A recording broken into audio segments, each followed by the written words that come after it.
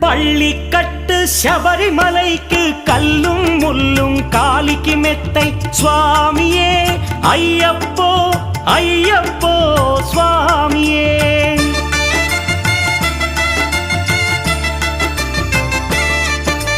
பள்ளிக்கட்டு சபரிமலைக்கு கல்லும் முள்ளும் காலிக்கு மெத்தை சுவாமியே ஐயப்போ ஐயப்போ స్వామియే.